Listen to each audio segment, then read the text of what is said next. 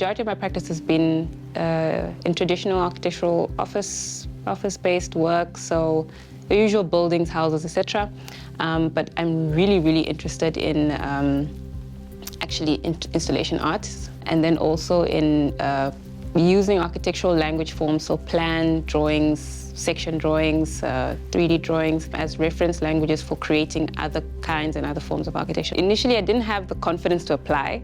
I felt, first of all, I'm not an artist. I'm an architect, for crying out loud. Like, what could I possibly bring to this retreat? What could I do, whatever? But on speaking with the organizers, and they really reassured me that, look, there's something about this space, so the site itself being one that once was underwater. It's a site of finding value in dust. And there was an opportunity to also just be imaginative and experimental in terms of the space and how I could possibly represent it in architecture, similarly to the way I practice at the moment. One of the first thoughts I had when I got here was just how contrasting the country actually is. I mean, you could be in Skeleton Coast and the landscape look completely different, and obviously Speergebed, this area is equally as different, but beautiful, like moonlight landscapes. In terms of my experience so far, it's been, I would say, very enlightening. And this is also largely because of the people that are here. I think what I really appreciate the most was just the feedback that they give me on my work, which is feedback that I wouldn't previously have gotten from people in my own discipline, and made me a little bit more confident, I must say. I'm a very sectional perspective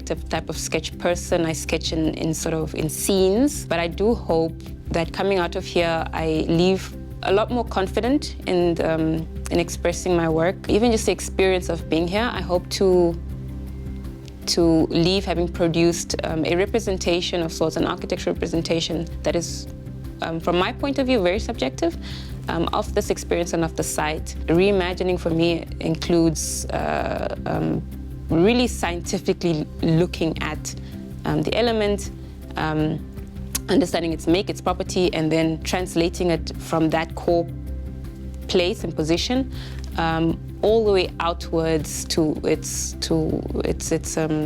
representation on the outside. And then as a result, you have an overall reimagination of this one thing. So I hope that makes sense.